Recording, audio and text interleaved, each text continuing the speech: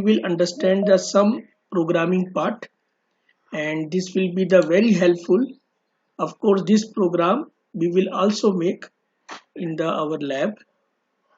So let try to understand bit by bit, step by step, and the instruction by instructions. So this is a very right time you are understanding this C++ object oriented programming language. So fundamentally we have seen the some program in the lab, लेकिन theory में थोड़ा सा हम लोग week है, उसे मैं पूरा करने की कोशिश करना चाह रहा हूं. तो let we will start. Now today we will understand how we can define member function outside of the definition of class. तो अभी तक हम लोगों ने जो मेंबर फंक्शन बनाए हैं वो मेंबर फंक्शन आपके क्लास के अंदर ही डिफाइन करके हम लोगों ने उसे यूज किया था, लेकिन अब मेरे पास में आपके लिए बहुत अच्छा एग्जाम्पल है कि how we can think to make our member function outside the class definition. जब भी बड़े प्रोग्राम बनते हैं तो याद रखें कि मेंबर फंक्शन को क्लास के बाहर ही डिफाइन करना पड़ता है. एक चीज तो आपको क्लियर हो गई कि एक होता है डेफिनेशन और दूसरा होता है डिक्लेरेशन एंड तीसरा होता है यूज. ठीक है, तीन इंपॉर्टेंट स्टेप्स होते हैं प्रोग्रामिंग में. तो या तो हम लोग डेफिनेशन बना लें सबसे पहले, या फिर हम डेफिनेशन विद डिक्लेरेशन कर लें साथ में, या फिर definition declaration and directly use कर सकते हैं. तो ये तीनों स्टेप एक साथ भी हो सकते हैं या फिर अलग अलग भी हो सकते हैं. तो जैसा अभी तक हम लोगों ने क्लास की प्रोग्रामिंग देखी थी, उसमें हमने क्लास को डिफाइन किया था, यानी उसमें डेटा मेंबर बनाए, उसमें मेंबर फंक्शन बनाया और उसके बाद हमने ऑब्जेक्ट को क्रिएट किया और ऑब्जेक्ट के द्वारा हमने मेंबर फंक्शन को यूज किया और मेंबर फंक्शन उससे रिलेटेड डेटा मेंबर को ऑटोमेटिकली यूज करता है. ठीक है, तो ये छोटी सी एक अपनी स्टोरी है. तो इसको और आप कंसंट्रेट करिए आज, तो आपको बहुत अच्छे से समझ में आएगा. तो let we will understand theory of defining member function outside of the class definition. ठीक है, तो सबसे पहले देखिए कि a public member function can also be defined outside of the class. तो पहली बात आपको क्लियर हो जाना चाहिए कि हमें आउटसाइड द क्लास अगर मेंबर फंक्शन बनाना है तो वो कौन से मोड का होना चाहिए? That will be the your public mode का होना कंपलसरी होता है. अगर कोई मेंबर फंक्शन पब्लिकली डिक्लेयर है तो उसे हम क्लास के बाहर डिफाइन कर सकते हैं. तो ये एक इंपॉर्टेंट टर्म है यहाँ पे.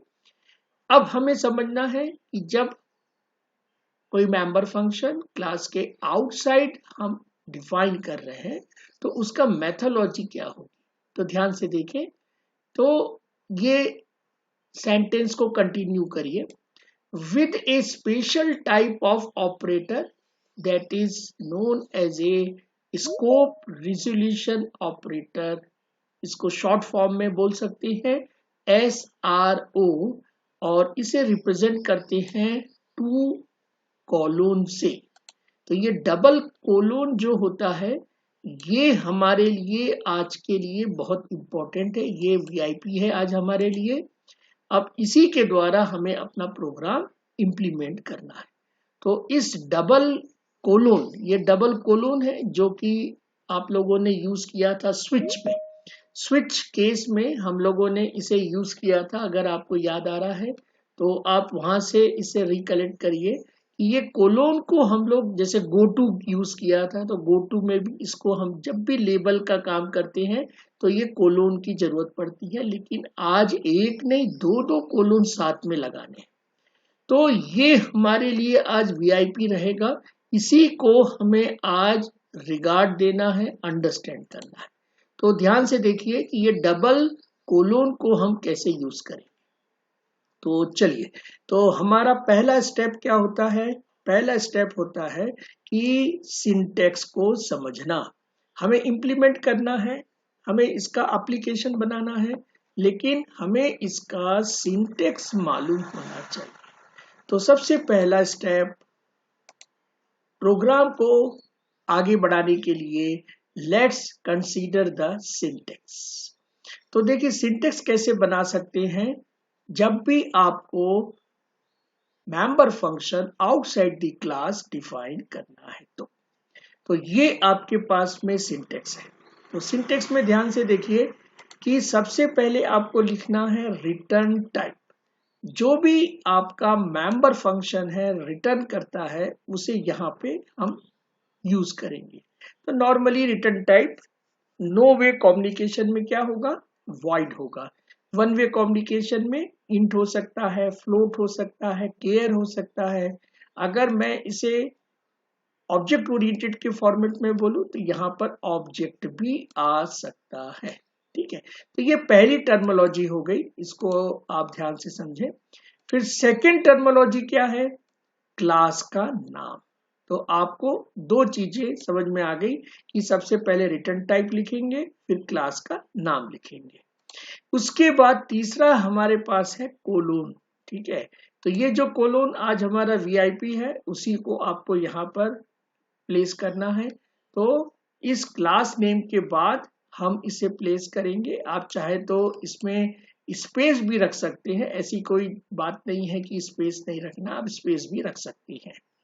तो यहाँ पे ये जो वीआईपी डबल कोलोन दिख रहा है ये बेसिकली आपको अपॉर्चुनिटी देता है कि आप अपने मेंबर फंक्शन जो क्लास की हैं उसे आउटसाइड दी क्लास डिफाइन करें। ठीक है, तो अब यहाँ पर आएगा आपका अपना फंक्शन। ये जो फंक्शन हम बनाते आए हैं ये पूरा का पूरा वो फंक्शन है। इसमें फंक्शन का नाम आएगा और फंक्शन में जो पैरेंथेसिस के अंदर हम लिखते हैं, चाहे उसको आप एम्प्टी रखिए या आप पैरामीटराइज कर दीजिए। तो यहाँ पे ये इसका लोकेशन है पैरामीटर लिखने का। अगर आप इसे नहीं लिखते हैं तो वो एम्प्टी फंक्शन कहलाएगा, जैसे हम बनाते हैं नो वे फंक्शन या CLR फंक्शन जो होता है उस तरीके का फंक्शन आपको बनाना है। ठीक है, अब फंक्शन बनाने के लिए हमारे पास वही फॉर्मूला या वही मेथड है जो अभी तक हम करते आए हैं। तो मेथड क्या कहता है कि आपको फंक्शन बॉडी ब्लॉक के अंदर लिखना है। तो ब्लॉक कैसे बनाएंगे? ब्लॉक बनाते हैं करली ब्रैकेट से। तो फर्स्ट हम लेफ्ट करली ब्रैकेट लेंगे जिसको बोलते हैं ओपनिंग ए फंक्शन बॉडी। उसके बाद राइट करली ब्रैकेट लेंगे, उसे हम बोलते हैं फंक्शन बॉडी को एंड करना। तो ये बिगिनिंग हो गया और ये आपका एंड हो गया।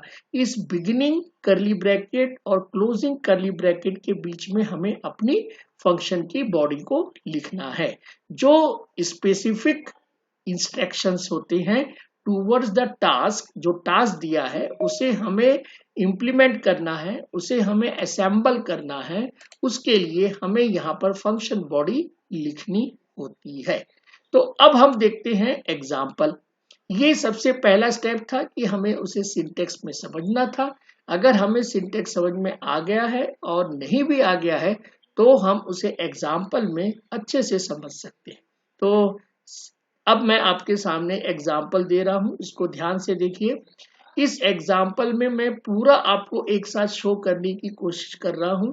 इस पूरे एग्जाम्पल को एक स्क्रीन में लाना मुझे आज चैलेंज है और आपको समझाना। तो इसमें ध्यान से देखिए कितने सारी इंपॉर्टेंट बात आज हमें समझ में आ रही है। ये इंपॉर्टेंट बात आपको बहुत यूजफुल रहेगी जब आप प्रोग्राम बनाते हैं। ठीक है, तो यहाँ पर ध्यान से देखिए आपको करना क्या है। हमारा जो नॉर्मल प्रोग्राम है, देखिए धीरे धीरे कितना मॉड्यूलर प्रोग्राम होते जा रहा है, कितना ये स्ट्रक्चर्ड प्रोग्राम होते जा रहा है। देखिए आप ध्यान से, हमने केवल सीखा क्या था, वेलकम प्रोग्राम। तो वेलकम प्रोग्राम को देखिए किस तरीके से मैं आपको आज समझा रहा हूं। ये वेलकम प्रोग्राम बहुत कुछ आपका ऑब्जेक्ट ओरिएंटेड को क्लियर करने वाला है। बहुत बड़ी बात आज आप सीख रहे हैं, तो you please regard this today's lecture. आपको आज बहुत बड़ी चीजें समझ में आने वाली हैं। प्रोग्राम तो केवल वेलकम ही का है, आपको वेलकम प्रिंट ही कराना है, कोई बहुत बड़ी बात नहीं है। प्रोग्राम में सी आउट वेलकम केवल एक ही इंस्ट्रक्शन है जो हमने सबसे शुरुआत क्लासेस में समझी थी कि write a program to display welcome. वही प्रोग्राम को मैं देखिए आज आपको एकदम से हाई फाई कंसेप्ट में समझाना चाह रहा हूं। तो देखिए ध्यान से, इसमें हमको क्या क्या चीजें करनी पड़ेंगी। तो सबसे पहले हेडर फाइल नॉर्मली हम यूज करते हैं, तो ये पहला स्टेप कहलाएगा हमारा कि हम हेडर फाइल को यूज करेंगे। This is the first step. Second step में मुझे क्लास को क्रिएट करना है, तो मैंने क्लास को क्रिएट करूंगा। तो क्लास को क्रिएट करने के लिए क्या क्या चीज की जरूरत पड़ेगी, क्लास का नाम जरूरत पड़ेगा और क्लास का कंप्लीट ब्लॉक मुझे दिखना चाहिए। तो इसमें ध्यान से देखिए, सबसे पहले अपन ने कमेंट्स लिया है जो कि ये रिप्रेजेंट कर रहा है कि इस लाइन के बाद क्लास को हमने क्रिएट दिखाया है। तो इस क्लास को सिंटेक्स के अकॉर्डिंग अब हम अपने फ्रेम में एडजस्ट कर रहे हैं। तो मेरा फ्रेम है मशीन, एक क्लास का नाम है और इसके अंदर एक ही मेंबर फंक्शन है, क्योंकि आज मेरा वीआईपी कौन है, डबल कोलोन है। और डबल कोलोन क्या करने वाला है, आपका member function outside the class define करेगा। तो यहाँ पे हम क्या कर रहे हैं भाई, इसको क्या डेफिनेशन नहीं बोलेंगे। तो मेरे ख्याल से आप भी सही सोच रहे होंगे, इसको डेफिनेशन नहीं बोलेंगे। तो इसको क्या बोल सकते हैं, इसको बोलते हैं डिक्लेरेशन ऑफ मेंबर फंक्शन। तो अगर कोई मेंबर फंक्शन पूरा ना लिखते हुए केवल हेडर को लिखने के बाद सेमीकोलन लगा देते हैं, तो ये क्या बन जाता है, ये डिक्लेरेशन ऑफ मेंबर फंक्शन बन जाता है। यहाँ पे हमने इसे डिफाइन नहीं किया है, केवल डिक्लेयर किया है कि हम इन फ्यूचर एक डिस्प्ले नाम का मेंबर फंक्शन बनाएंगे जो कि रिटर्न टाइप वॉइड होगा, जो कि एम्प्टी पैरामीटराइज होगा। इसके अंदर पैरामीटर नहीं दिख रहे हैं क्योंकि ये ब्रैकेट एम्प्टी है। तो ये पूरा का पूरा आपका मेंबर फंक्शन और ये पूरी क्लास आपके सामने में एज इट इज आ गई है। तो अब आपको बिल्कुल फोकस समझ जाना है कि सेकंड स्टेप आपने काम कर लिया है। पहला स्टेप में हेडर फाइल रखी है और दूसरे स्टेप में हमने अपनी क्लास का डिक्लेरेशन कर दिया है, सेमीकोलन लगा के कंप्लीट डिक्लेरेशन करा है। अभी क्लास कंप्लीट नहीं हुआ है, क्यों, क्योंकि वॉइड डिस्प्ले को हमें डिफाइन करना है। हमें ये बोला गया है कि क्लास के अंदर उसे डिफाइन नहीं करना है। तो हमें अपॉर्चुनिटी मिली है कि हम सीखें कि किस तरीके से मेंबर फंक्शन को डिक्लेयर करने के बाद जब भी जरूरत हो तो उसे हम कैसे आउटसाइड द क्लास डिफाइन करेंगे। आउटसाइड ये जो वर्ड मैं बार बार बोल रहा हूं, ये आपको रिप्रेजेंट कहां से करना है, ध्यान देखिए, ये पूरा का पूरा क्लास आपको दिख रहा है। तो इस क्लास के अंदर अगर मेंबर फंक्शन बना रहे हैं तो member function inside the class होता है, और अगर इस करली ब्रैकेट सेमीकोलन के बाद आप मेंबर फंक्शन बना रहे हैं तो member function outside the class होता है। हम आउटसाइड द क्लास तो यूज कर सकते हैं, लेकिन पहले हमें इनसाइड द क्लास उसे डिक्लेयर करना पड़ता है, जैसा कि आपको यहाँ दिख रहा होगा। ओके, तो अब हम डिफाइन करते हैं मेंबर फंक्शन को। तीसरा स्टेप, पहला स्टेप क्या था, हेडर फाइल को इंक्लूड करना। दूसरा स्टेप क्या है, क्लास को क्रिएट करना जिसके अंदर मेंबर फंक्शन को हमने अभी डिक्लेयर किया है। अच्छा, इसका एक और नाम है, बहुत अच्छा नाम है, शायद आपको पता होगा, जिसको हम बोलते हैं प्रोटोटाइप, है ना। प्रोटोटाइप, ये वॉइड डिस्प्ले क्या है, प्रोटोटाइप है। ये आपको रिप्रेजेंट कर रहा है कि भाई किस तरीके से आपका मेंबर फंक्शन आगे यूज होने वाला है। तो ध्यान से देखिए, अब हमें मेंबर फंक्शन को यूज करना है आउटसाइड दी क्लास। तो इसे मैं डिफाइन करने जा रहा हूं। तो इसको कैसे डिफाइन करेंगे, वही सिंटेक्स याद करिए। सबसे पहले क्या था, रिटर्न डेटा टाइप। तो रिटर्न डेटा टाइप यहाँ पर भी वॉइड है तो यहाँ पर भी वॉइड आ जाएगा। इसके बाद नेम ऑफ द क्लास, तो नेम ऑफ क्लास क्या है, मशीन, तो ये भी नेम ऑफ द क्लास आ जाएगी। फिर हमारा आज का वीआईपी सिंबल क्या है, आज का वीआईपी सिंबल है डबल कोलोन। तो देखिए डबल कोलोन यहाँ पर आपको दिख रहा है। तो ये डबल कोलोन आपको अपॉर्चुनिटी दे रहा है कि आप अपने मेंबर फंक्शन को इस तरीके से आउटसाइड दी क्लास डिफाइन कर सकते हैं। इसके बाद देखिए, फंक्शन का नाम जो डिस्प्ले है वो एज इट इज रखा है। पैरेंथेसिस यहाँ पर एम्प्टी है तो यहाँ पर भी एम्प्टी है। अब ये सेमीकोलन यहाँ से हम हटा देंगे, क्यों, क्योंकि सेमीकोलन आपको ये प्रोटोटाइप बना रहा था, डिक्लेयर कर रहा था, हमें तो इसे डिफाइन भी करना है। तो डिफाइन करने के लिए देखिए इसे करली ब्रैकेट से फिर से यूज करना पड़ेगा। अब आपको मेंबर फंक्शन को डिफाइन करना है। तो डिफाइन करने के लिए ओपनिंग करली ब्रैकेट, क्लोजिंग करली ब्रैकेट, और उसके अंदर जो भी इंस्ट्रक्शन आपको बोले हैं फंक्शन के द्वारा उसे डिस्प्ले करना है। तो मुझे बोला है कि वेलकम प्रोग्राम बनाना है, वेलकम को डिस्प्ले करना है, तो मैं ये इंस्ट्रक्शन यहाँ पे रख दूंगा। तो ये आपके पास में जो फंक्शन इस तरीके से डिफाइन होगा तो इसको क्या बोलेंगे, इसे बोलेंगे function define outside the class. तो ये आपको आज सीखना था, ये जो आपने सीख लिया है। अब हमारे पास चौथा स्टेप क्या है, इसे इंप्लीमेंट करना है। तो वॉइड मेन, हमारे पास में एक्टिव फंक्शन आता है, तो ये मेन हम लिखते हैं, वॉइड लिखते हैं, इसका हम लोग ब्लॉक बनाएंगे। तो नॉर्मली ब्लॉक बनाने का मतलब आप समझते ही हैं कि सबसे पहला स्टेटमेंट क्या होगा, ऑब्जेक्ट को क्रिएट करना। तो यहाँ पे हम ऑब्जेक्ट को क्रिएट कर रहे हैं।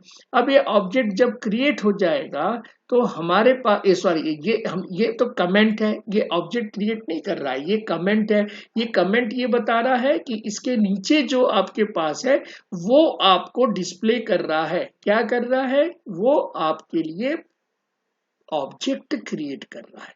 तो अब जल्दी से ध्यान से आप मेरे को इस चीज के ऊपर फोकस करवाइए। इसमें देखिए मेरे पास में बहुत इंपॉर्टेंट वर्ड हैं और इंपॉर्टेंट सिंबल्स हैं। तो मैं ये बोलूंगा कि इस इंस्ट्रक्शन में 4 वर्ड हैं और 2 ऑपरेटर हैं, 2 सिंबल लगे हैं इसके अंदर में। तो ये मेरे को बताइए कि ये 2 सिंबल करते क्या हैं। तो पहला सिंबल है कॉमा और दूसरा सिंबल है सेमीकोलन। तो कॉमा क्या करता है, कॉमा आपके जितने भी आपके इंटिटी है, जितने भी आपके इंस्टेंस है, जितने भी आपके वेरिएबल हैं, वो आपको सेपरेट आउट करता है। तो यहाँ पे जो कंप्यूटर और मोबाइल, ये जो 2 वर्ड आए हैं उसे सेपरेट आउट कर रहा है। और सेमीकोलन क्यों है, it is a end of the your statement. तो ये सेमीकोलन लगा देने से क्या पता चलता है कि ये इंस्ट्रक्शन एग्जीक्यूट यहां तक होना है। ओके, तो अब देखिए इसमें क्लास पहले क्यों लगाया है, क्योंकि हमें अपने क्लास का ऑब्जेक्ट बनाना है। तो यहाँ पर कितने ऑब्जेक्ट बना दिए हैं, दो ऑब्जेक्ट बनाए हैं, एक तो कंप्यूटर ऑब्जेक्ट बनाया है, एक मोबाइल ऑब्जेक्ट बनाया है। तो कंप्यूटर ऑब्जेक्ट से आप वेलकम डिस्प्ले करेंगे और मोबाइल ऑब्जेक्ट से हमें वेलकम डिस्प्ले करना है, दोनों से सेम काम करना है। पर मेरे लिए दो इंटिटी बन गई है, इंटिटी मतलब दो आपके लिए लाइव कंसेप्ट बन गए हैं, ये रन टाइम ऑब्जेक्ट बन गए हैं। तो अब आप ध्यान से देखिए कि क्या हो रहा है यहाँ पे आपका कंप्यूटर डॉट डिस्प्ले हो रहा है एंड मोबाइल डॉट डिस्प्ले हो रहा है। तो मेरे ख्याल से चौथा इंपॉर्टेंट बात आपको क्लियर हो गई। तो हमारे प्रोग्राम में जो चौथा आने वाला था वो था एक्टिव फंक्शन में हमारे इंस्ट्रक्शन को लिखना। तो ये 4 स्टेप में आपका प्रोग्राम बना, जो कि किस पर था कि आपको member function outside the class बनाना है। तो ये हमने एक आज प्रोग्राम देखा है, अभी और देखते हैं हम जल्दी से। तो देखिए यहाँ पे मैं आपको एक और प्रोग्राम बताने जा रहा हूँ जिसका नाम है passing an argument in C++, that is one way. अभी तक हम आर्गुमेंट या पैरामीटर पास नहीं कर रहे थे, अब हम पैरामीटर को भी पास करना सीखने वाले हैं। तो यहाँ पर देखिए कैसे पैरामीटर को पास करते हैं, पैरामीटर कहाँ लिखते हैं, ये सबको क्लियर होगा।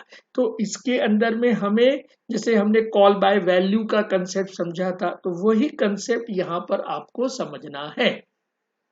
तो यहाँ पे सबसे पहले मैंने आपको एक हेडर फाइल बनाई है, ये यूजिंग नेम स्पेस std। अगर आप ऑनलाइन प्रोग्राम बना रहे हैं तो कंपाइलर से तो आपको ये कंपलसरी लगेगा, तो this is a first step. तो यहाँ पे आपने ये दो नेम स्पेस और हेडर फाइल को यूज करना था, ये आपने कर दिया, ठीक है। अब देखिए सेकेंड स्टेप क्या है। सेकेंड स्टेप है आपके क्लास को डिफाइन करना। तो क्लास को डिफाइन करने के लिए एक हमने डेमो क्लास बनाया है।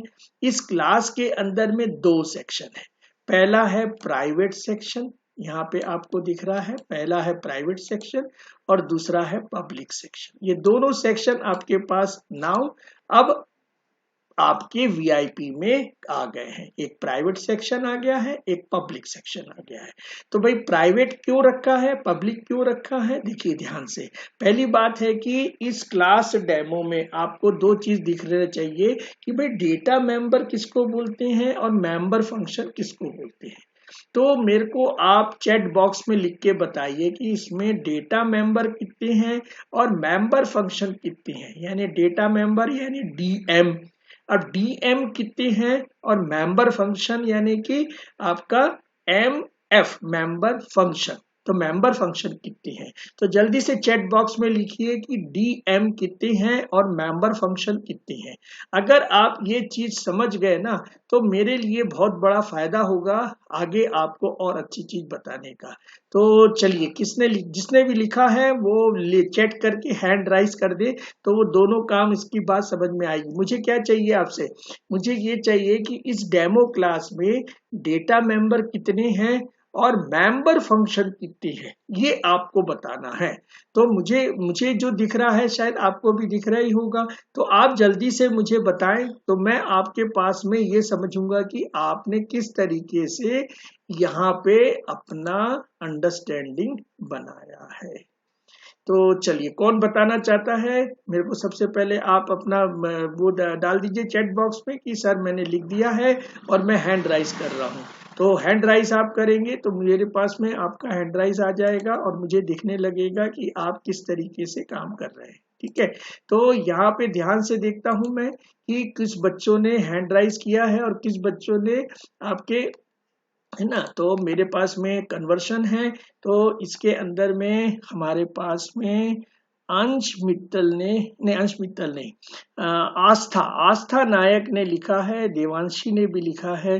तो आस्था ने लिखा है इसके अंदर डीएम यानी डेटा मेंबर कितने हैं, यहाँ पर 2 लिखा है, ए और बी इनको समझ में आया है, और मेंबर फंक्शन जो 4 लिखा है।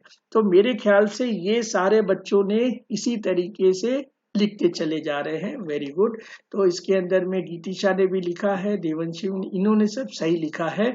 तो मेरे ख्याल से आपको सही समझ में आ रहा है। यहाँ पे मैं x को इन्वॉल्व नहीं करूंगा, y को involve as a data member नहीं करूंगा। ठीक है ना, ये बात अब आपको क्लियर हो जानी चाहिए कि डेटा मेंबर यहाँ पर दो हैं जो सही सोच रहे हैं आप लोग। पहला है ए और बी, और दूसरा जो वाइड सेट 1 नंबर है, वाइड डिस्प्ले 1 नंबर है, देन सेट 2 नंबर है एंड डिस्प्ले 2 नंबर है। तो ये 4 मेंबर फंक्शन है जो सही आपने बताए हैं, और 2 डेटा मेंबर हैं। तो मुझे आप बताइए कि किस चीज को प्रोटेक्ट करना चाहिए, मेंबर फंक्शन को प्रोटेक्ट करना चाहिए कि यहाँ पे डेटा मेंबर को प्रोटेक्ट करना चाहिए? क्या थॉट हमको आगे ले जा रहा है? तो जल्दी से आप चैट बॉक्स में लिखिए कि आपको प्रोटेक्ट किसको करना है, डीएम को करना है कि आपके एमएफ को करना है? भाई किसको प्रोटेक्ट करना है, क्योंकि प्रोटेक्ट ही तो यहाँ पर सबसे बड़ी बात है कि आपको प्रोटेक्ट क्या करना है। आपको मेंबर फंक्शन को प्रोटेक्ट करना है कि आपको डेटा मेंबर को प्रोटेक्ट करना है? तो यहाँ पे मुझे गीतिशा और देवांशी बता रहे हैं कि सर यहाँ पे हमें किसे प्रोटेक्ट करना चाहिए, डेटा मेंबर को प्रोटेक्ट करना है। बहुत सही आप बता रहे हैं। तो डेटा मेंबर को अगर हमें प्रोटेक्ट करना है तो उसके लिए हमारे पास क्या मेथोलॉजी है? तो हमारे पास जो मेथोलॉजी है वो प्राइवेट है। तो हम किसके सामने प्राइवेट लिख रहे हैं? हम डेटा मेंबर के सामने प्राइवेट लिखेंगे, ना कि मेंबर फंक्शन के सामने। तो देखिए ध्यान से, मैंने आपको 2 सेक्शन यहाँ पे समझा दिए कि प्राइवेट कोलोन और इंट ए कॉमा बी सेमीकोलन। तो ये एक सेक्शन बन गया, ये एक सेक्शन बन गया, बहुत बढ़िया। तो ये एक सेक्शन बन गया यहाँ पे, अब आपको कोई दिक्कत नहीं होने वाली है। लेकिन जैसे ही मैंने पब्लिक लिखा तो ऑटोमेटिकली ये सेकंड सेक्शन स्टार्ट हो जाता है प्रोग्रामिंग में। आप जैसा लिख रहे हैं वैसा ही प्रोग्राम भी अंडरस्टैंड करता है। यहाँ कोई आपको समझाने की जरूरत नहीं है कि सेक्शन कहाँ है, किस। देखिए जहां से आप लिखना शुरू करेंगे वहां से वो सेकंड सेक्शन शुरू हो जाएगा। तो यहाँ पे मुझे दिख रहा है कि पब्लिक के बाद जो सेक्शन शुरू हो रहा है वो पब्लिक सेक्शन आ रहा है आपका, और यहाँ पे आपका आ रहा है ए और बी। तो ए और बी क्या है? आपका प्राइवेट मेंबर है। तो भैया सबसे पहले प्राइवेट मेंबर को हम लिखते हैं या अच्छा इसमें मेरे को बताइए कि पहले मैं पब्लिक लिख दूं और बाद में प्राइवेट लिख दूं तो कोई दिक्कत तो नहीं आपको, या कोई इस तरीके का टेक्निकल इश्यू तो नहीं है? जल्दी से चैट बॉक्स में लिखिए यस और नो। मैं पब्लिक पहले लिखूं या प्राइवेट सेक्शन लिखूं? कोई भी लिख सकता हूं कि पहले प्राइवेट ही लिखना पड़ेगा और बाद में पब्लिक लिखना पड़ेगा, यानी पहले पब्लिक सेक्शन लिखूं कि मैं प्राइवेट सेक्शन लिखूं, या मैं कोई भी अपने जो भी याद आ रहा वो मैं सबसे पहले लिखूं? तो चैट बॉक्स में कौन लिखा है जल्दी से मेरे को बताइए कि आपने क्या लिखा है। आप ये बताइए कि मैं दोनों तरीके से लिख सकता हूं कि पहले मेरे को कंपलसरी प्राइवेट मेंबर ही लिखना है और बाद में पब्लिक मेंबर ही लिखना है? ऐसा कुछ ए, जैसे ए आपको मैंने अल्फाबेट बोले लिखने के लिए, ठीक है, बहुत अच्छा एग्जांपल याद आया आपको, मैंने बोला अल्फाबेट लिखना है। अब आप अल्फाबेट लिखना शुरू किए तो सबसे हमारा होशियार बच्चा है, बहुत होशियार बच्चा, वो कैसा लिखेगा? वो लिखेगा A comma B comma C comma D up to X Y Z. बहुत होशियार बच्चे ने लिखा है। अब उससे भी बड़ा होशियार बच्चा आया जिसने लिखा एक्स ए वाई बी जेड सी, ऐसा करके उसने 26 कैरेक्टर कर दिए। अब मेरे को बताइए कि ये दोनों मेथड सही हैं कि गलत है? या फिर मैंने आपको तो कोई ऐसा बोला नहीं था कि सीक्वेंस में लिखो, मैंने ऐसा कभी आपको बोला नहीं। मैंने बोला कि 26 कैरेक्टर अल्फाबेट के आपको लिखना है, तो आप कैसे भी लिख सकते हो। तो यहाँ पर भी वही रूल अप्लाई करिए आप। पहले आप पब्लिक फंक्शन भी लिख सकते हैं, अब आप प्राइवेट फंक्शन भी, जो आपको लिखना है आपको लिख सकते हैं। आप प्रैक्टिकली करके देखिएगा, कोई दिक्कत नहीं है। ओके, अब मैं आपको पब्लिक फंक्शन थोड़ा समझाना चाहता हूं। तो देखिए पब्लिक फंक्शन में यहाँ पे मैंने पहला लिया है सेट 1 नंबर, यहां लिया है सेट 2 नंबर। अब ये सेट 1 नंबर और सेट 2 नंबर, इन दोनों में फर्क क्या है?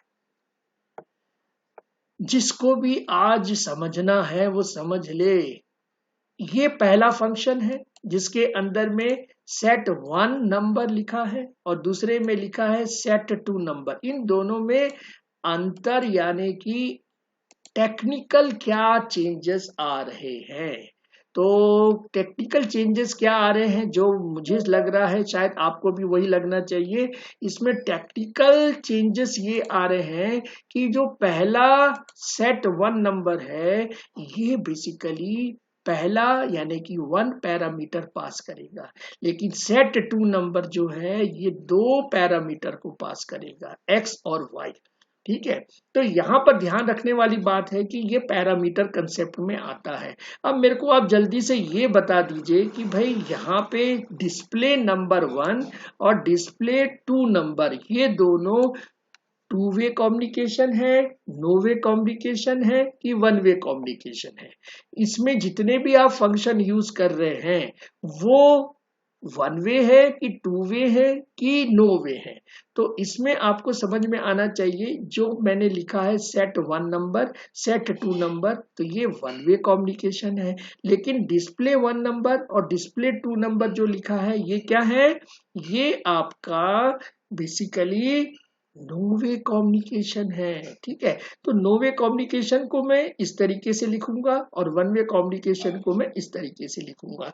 तो भाई मेरे को जल्दी से बताओ ये x का क्या रोल है, x आपका डेटा मेंबर है कि नहीं है। तो हमको तो ये क्लियर हो गया a और b हमारे डेटा मेंबर हैं। तो ये x यहाँ पर क्या कर रहा है, x का क्या यहाँ पे रोल है, x क्या आपका लोकल वेरिएबल है कि ग्लोबल वेरिएबल है, ये कौन से टाइप का वेरिएबल बन गया भाई। तो यहाँ पे हमको ध्यान से ये समझना है कि ये जो x है इस लोकल का कंसेप्ट स्टार्ट हो रहा है, यानी मैं कहीं से भेज रहा हूं x की वैल्यू और वो x की वैल्यू आपके a में असाइन हो रही है।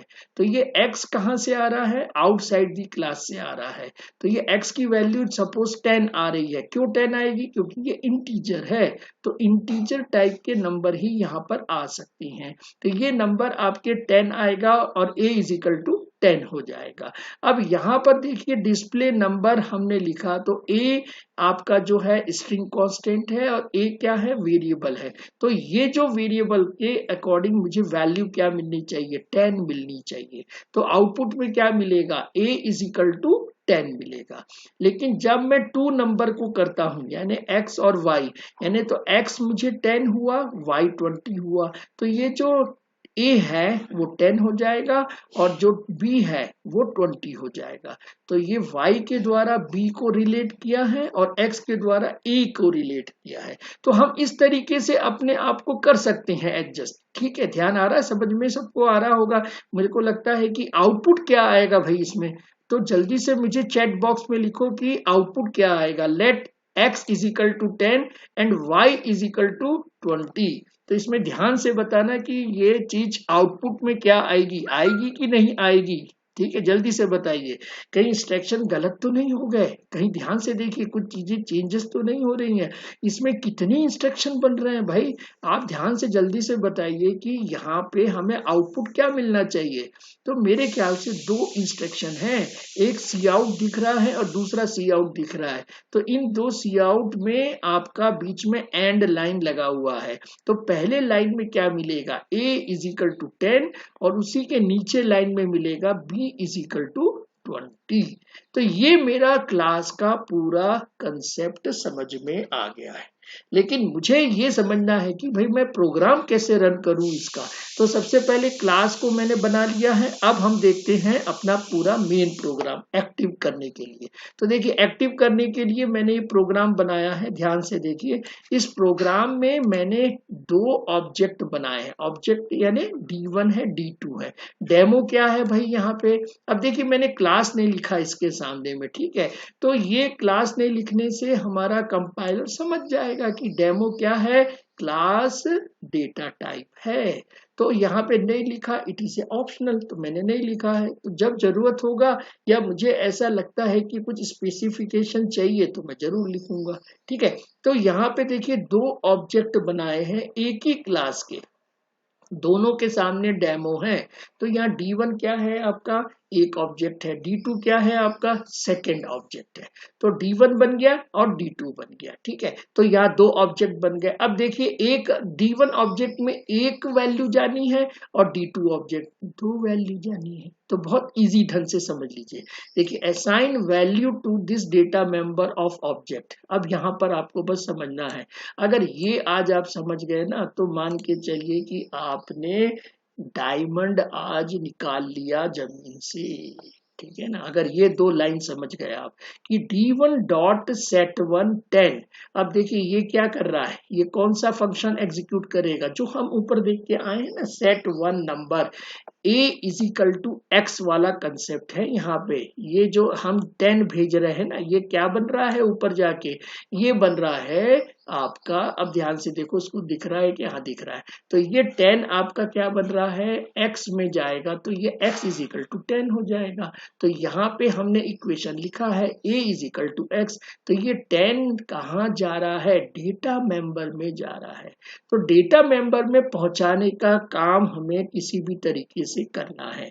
हम यहाँ पर डायरेक्टली सी इन ए कर सकते थे कि नहीं, जल्दी से चैट बॉक्स में लिखो कि यहाँ पे सी इन ए कर सकते हैं कि नहीं, सी इन बी कर सकते हैं कि नहीं, यस और नो जल्दी से लिखिए आप मेरे को चैट बॉक्स में कि यहाँ पे हमने जो कंसेप्ट लिखा है ये आपको समझ में। देखिए डेटा मेंबर है तो डेटा मेंबर का मतलब आप समझ रहे होंगे ना कि वो अगर प्राइवेट है तो हम इसको सी इन ए नहीं कर सकते हैं, सी इन बी नहीं कर सकते हैं।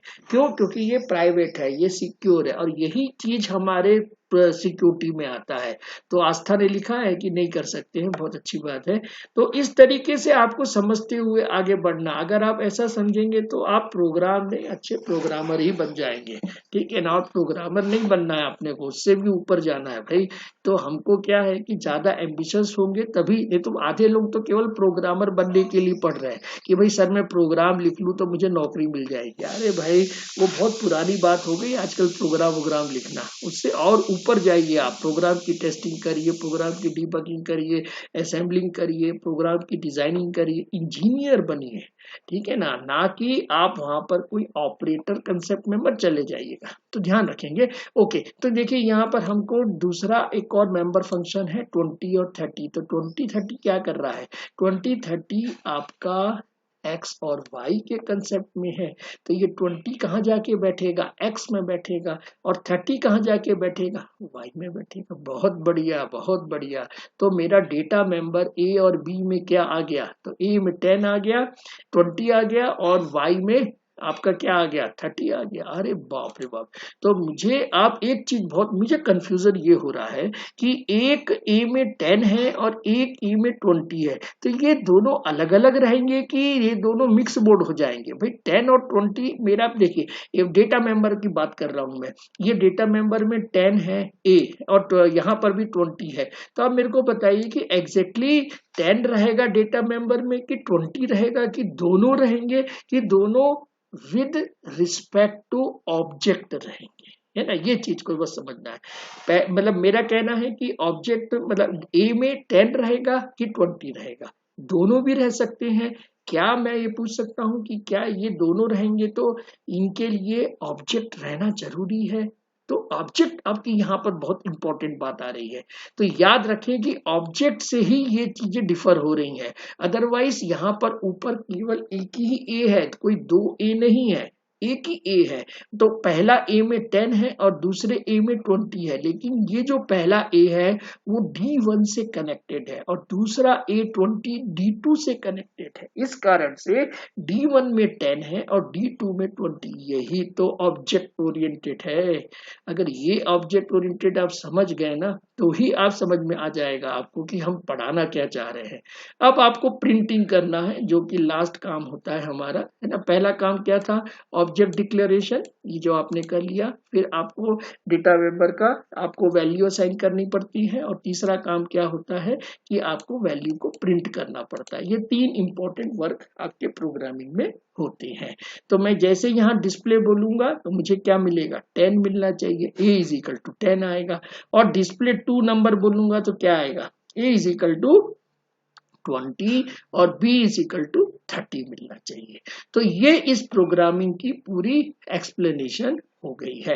अब भाई जल्दी से मैं है ना एक और आपको बता दूं, तो ये मेरा है ना पार्ट 2 खत्म हो जाएगा, तो 5 मिनट ज्यादा लूंगा। आप मेरे पास 5 मिनट लेट आए हो भाई, ये पेनल्टी आपके ऊपर की है। मैं आपको बस 5 मिनट ज्यादा लूंगा। आप मेरे को हैंड राइज करके बताइए 5 मिनट तक कोई बीच में आपको दिक्कत नहीं होगी। ऐसे बहुत सारे स्टूडेंट होंगे जिनको भूख लग रही होगी, पर ऐसे भी मेरे पास बहुत सारे स्टूडेंट हैं जो भूख भूख बाजू लगा के पढ़ाई करने आए हैं।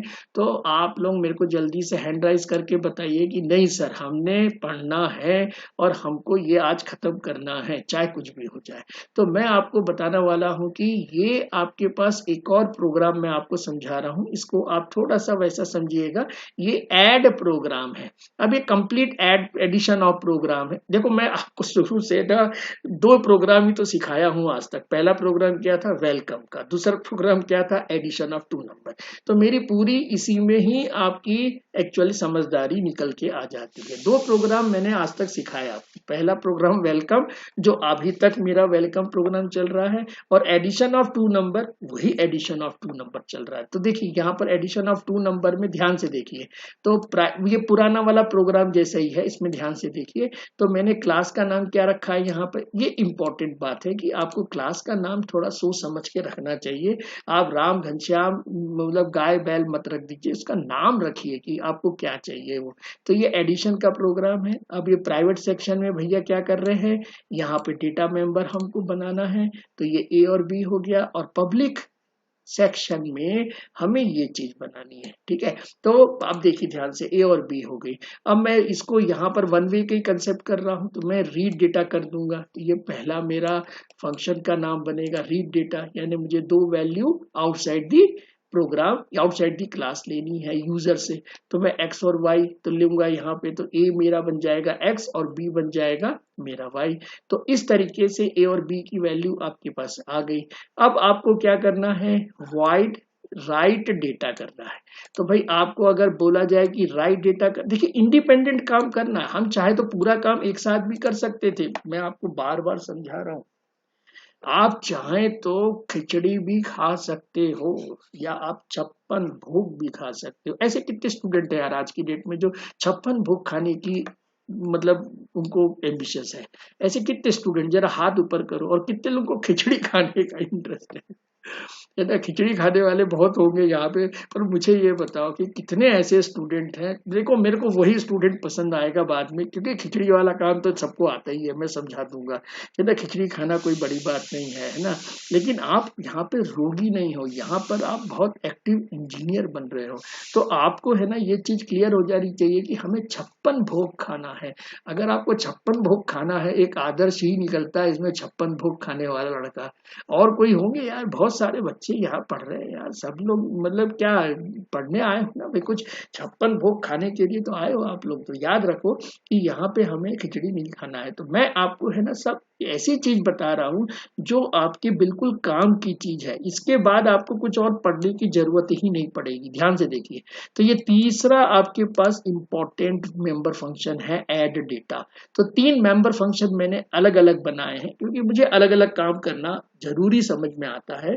आप चाहे तो पूरा काम एक साथ भी कर सकते हैं, ठीक है। एक साथ करोगे तो दिक्कत बस ये है कि एक फंक्शन बुलाओगे, बस वही काम वो करेगा, पहले वो इनपुट लेगा, फिर आउटपुट कैलकुलेट करेगा, फिर। लेकिन यहाँ पे आप जैसा चाहो वैसा इसको कर सकते हो, ओके। तो देखिए रीड डेटा हो गया, देन राइट डेटा हो गया। तो राइट डेटा में आप a is equal to a कर दोगे, b is equal to b कर देना, ठीक है। अब यहाँ पर एडिशन ऑफ डेटा है, तो देखिए यहाँ पे एक और हमको नया तरीके का 1 वे समझ में आ रहा है। यहाँ पर इंट देखिए लगा हुआ है, ये आपका मेंबर फंक्शन रिटर्न करेगा भाई। अभी तक ये 2 फंक्शन जो थे वो रिटर्न नहीं कर रहे थे, अब हम देख रहे हैं कि रिटर्न कैसे करेगा। बड़ा ध्यान से देखना, अब ये देख लिए ना तो बस आज तो आपको जो मैक्सिमम चीज मांगना चाहते तो सब आपको गॉड ने दे दिया है। तो अपने आप को आप रिगार्ड करो कि आपको जो चीज चाहिए थी वो मिलने लगी है। अब ध्यान से देखना भाई, ये चीज अगर आप समझ गए ना तो मुझे अच्छा लगेगा कि आपने ऑब्जेक्ट ओरिएंटेड सीख लिया, और मेरा पार्ट 2 भैया खत्म हो जाएगा आज। तो सबसे पहले क्या है, object declaration, addition and numbers. तो मैंने यहाँ एडिशन क्लास का नाम रखा है, नंबर मेरा ऑब्जेक्ट है। तो यहाँ पर एक ही ऑब्जेक्ट बनाया है, अब इस ऑब्जेक्ट में मुझे एडिशन करना है। ठीक है, तो सबसे पहले मैंने क्या किया, डिक्लेरेशन कर दिया है। डिक्लेरेशन करने के बाद असाइनिंग द वैल्यूज स्टार्ट करूंगा मैं, और मैं अपने रिजल्ट की तरफ फोकस करता हूँ। तो देखो ध्यान से, सबसे पहला काम क्या किया, नंबर रीड डेटा 10 और 20 को रीड कर लिया। अब मैंने नंबर ऐड डेटा कर दिया, तो यहाँ पर ध्यान से देखिए कि कोई भी पैरामीटर नहीं है, जो जरूरत भी नहीं है, तो ये ऐड हो जाएगा, यानी कि यहाँ पर कितना मिलके रहेगा, that will be your 10 and 20। तो 10 एंड 20 यहाँ पर ऐड हो रहा है, ये नंबर जा रहा है। तो ये जो नंबर जा रहा है और ये जो सी आउट आ रहा है, इन दोनों में बहुत फर्क है भैया। तो इसमें आप ध्यान से बस देख लीजिएगा, रीड ऐड है ना, यहाँ पे हमने राइट नहीं किया, अरे यार गलती हो गई मुझसे। ठीक है, यहाँ राइट भी कर लेना तो आपको समझ में आ जाएगा। तो यहाँ पर ये जो फंक्शन है ना, इसको इस तरीके से ही लिखेंगे, तब जाके इसका रिजल्ट मिलेगा, अदरवाइज नहीं मिलेगा। ठीक है, तो ये जो यहाँ पर आपको लिखा है, इसको आप चला के देखिए, ये हो सकता है एरर दे, क्योंकि रिटर्न वाला कंसेप्ट है और यहाँ रिटर्न वाला हम नहीं कर पा रहे, तो ये यहाँ एरर जरूर देना चाहिए। इसके बाद आपको क्या करना है, ये वाला स्टेटमेंट यूज करना है, तो यहाँ पर आपको रिजल्ट भी मिल जाएगा। अब इसके बाद अगर मैं, अच्छा यहाँ पे एक्चुअल में मुझे ऐड डेटा नहीं लिखना था, ये गलती से लिखा है भैया, क्या लिखना था, राइट डेटा लिखना था। ठीक है ना, तो रीड डेटा हो गया 10 एंड 20, तो यहाँ राइट डेटा में लिखूंगा तो मेरा काम कंप्लीट हो जाएगा। तो राइट डेटा क्या रहेगा, आपको a is equal to 10 and b is equal to 20 दे देगा। ठीक है, अब लास्टली आपको रिजल्ट चाहिए, तो ये रिजल्ट का काम करेगा। तो बस ये ऐड के जगह में क्या लिखोगे आप, राइट लिख देना। तो इतना काम आप कर दोगे तो आपका काम कंप्लीट हो जाएगा। मेरे ख्याल से एक और प्रोग्राम है यार, चलो ठीक है ये भी कर दो, आज 5 मिनट आज ज्यादा हो गया। तो passing the argument of C two way, अब टू वे आपको मैं सिखा दूं यार, ठीक है चलो सिखा देते हैं, क्या बात है। इसमें भी आप मतलब भले आप जो भी बोले, पर मैं आज आपको सिखा के मानूंगा। ठीक है ना, तो देखिए इसके अंदर टू वे का कंसेप्ट मैं आपको सिखाना चाह रहा हूँ कि टू वे कैसे काम करता है। तो देखिए टू वे का मतलब हो गया कि हमको पैरामीटर भी लेना है और रिजल्ट भी लेना है। तो इसके अंदर में क्या फंक्शन बनेगा, जरा ध्यान से देखो भाई। तो क्लास फैक्टोरियल का प्रोग्राम है, फैक्टोरियल मतलब 5 डालूंगा तो मुझे 5 इंटू 4 इंटू 3 इंटू 2 इंटू 1 मिलना चाहिए। ठीक है, ये कंसेप्ट है। तो ये क्लास का नाम है फैक्टोरियल। अब इसमें डेटा मेंबर है i और f। तो i हमारा क्या है, यहाँ पर एक लूप का कंट्रोलिंग करेगा, और f क्या है, यहाँ पे हमारा फैक्टोरियल नंबर है, यही रिजल्ट है। ये आज के डेट में वीआईपी है f हमारा यहाँ पर वीआईपी है। अब देखिए इसको पब्लिकली मैं प्रोग्राम बना रहा हूँ, सारा खिचड़ी बना के मैंने रखा है। तो आज आपको इसमें मैं खिचड़ी खिला दूंगा, कोई दिक्कत नहीं है, आप अच्छी समझ जाओगे किस तरीके से 56 भोग खाना है। आप भले इसको अलग करना चाहो तो अलग कर लेना। ठीक है, तो देखिए जल्दी से देखिए कि यहाँ पर हमने फंक्शन का नाम क्या रखा है, फैक्ट रखा है। इस फैक्ट में इनपुट क्या हो रहा है, इंट n हो रहा है, और यहाँ पर आउटपुट क्या हो रहा है, इंट हो रहा है, यानी कि n यानी 5। यानी मैं अगर 5 डालता हूं तो ये n इज इक्वल टू 5 बन जाएगा। और ये इंट क्या कर रहा है, ये इंट बेसिकली आपके रिजल्ट को आपके पास रिटर्न करवा रहा है। तो initially f is equal to 1 it is a compulsory. कितने लोगों को पता है कि f इज इक्वल टू 1 रखना चाहिए, f इज इक्वल टू 0 भी तो रख सकते हैं। अगर आप 0 रखोगे तो क्या होगा, आपका रिजल्ट ही 0 मिलेगा, कभी भी आपका रिजल्ट 0 मिलेगा। क्यों, क्योंकि यहाँ फैक्टोरियल मल्टीप्लीकेशन से बनता है, सम से नहीं बनता है। तो यहाँ पे याद रखें कि ये इनिशियलाइजेशन हम पहला वैल्यू करते हैं और उसको 1 से करते हैं। अब यहाँ पे मैंने फॉर लूप जो बनाया है वो डिक्रीमेंट में बनाया, आप इंक्रीमेंट वाला भी बना सकते, कोई दिक्कत नहीं है। तो मैंने डिक्रीमेंट बनाया है, यानी कि यहाँ अगर मैंने 5 रखा है तो ये कहाँ तक चलेगा, आपके 1 से ज्यादा तक चलेगा, यानी i लेसर देन 1 है, 1 तक नहीं चलेगा। अगर इज इक्वल टू होता तो ये 1 तक भी चलेगा। हमें 1 तक चलाना भी नहीं है। क्यों नहीं चलाना है, क्योंकि 1 से मल्टीप्लाई करोगे तो वही तो आंसर रहेगा, उसमें कोई चेंज नहीं होगा। तो इसके जगह में आप लेसर साइन का ये ग्रेटर साइन का यूज कर सकते हैं।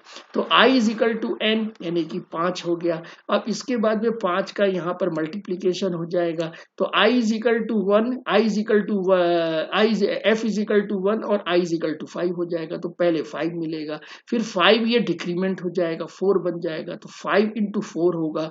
तो 5 इंटू 4 यानी कि हो गया ये आपका कितना हो जाएगा, 5 इंटू 4 यानी कि 5 चौक 20 हो गया, 20 मिलेगा। फिर 20 का हम करेंगे 3 से मल्टीप्लाई, फिर इस तरीके से 2 से मल्टीप्लाई, और फिर 1 से नहीं करेंगे, हमको अपॉर्चुनिटी नहीं मिलेगी 1 से, ध्यान रखना। तो ये 1 से नहीं मिलेगा और आपका यहाँ पर रिजल्ट आ जाएगा। अब ये रिजल्ट को किस तरीके से आउटपुट लाना है, बस ये लास्ट स्लाइड थी अब आज की।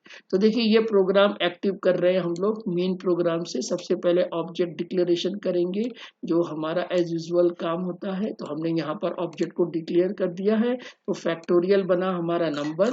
अब हम डायरेक्टली यहाँ पर यूज कर रहे हैं सी आउट। तो जो आपका 5 है, ये इनपुट भी नहीं लिया मैंने, डायरेक्टली एक काम कर दिया, मुझे 5 से ज्यादा लगाव है, मैंने 5 ही लिया है। ठीक है, आप 4 भी ले सकते हैं, 1 ले सकते हैं। अगर 1 लेंगे तो आउटपुट कितना मिलेगा भाई, 1 ही तो मिलेगा। अगर ये 1 लेंगे तो क्या लूप में घुसेगा कि नहीं घुसेगा? अच्छा, कितने लोग बोलते हैं कि ये घुसेगा। अगर मैंने यहाँ पर n इज इक्वल टू 1 लिया तो ये लूप में जाएगा कि नहीं जाएगा? तो चैट बॉक्स में जल्दी से बताओ यस और नो। फॉर लूप में अगर ये जाएगा कि नहीं जाएगा? अगर मैंने यहाँ n इज इक्वल टू 1 लिया है तो क्या मैं इस फॉर लूप में जाऊंगा कि नहीं जाऊंगा? तो मेरे ख्याल से नहीं जाएंगे, क्योंकि ऐसे में i इज इक्वल टू 1 हो जाएगा और 1 greater than 1 condition is false. तो जैसे ही फॉल्स होगा तो मैं रिटर्न में जाऊंगा, तो रिटर्न f करूंगा। तो f क्या है, इनिशियली 1 है, तो मुझे आंसर यहाँ पे 1 मिलना चाहिए।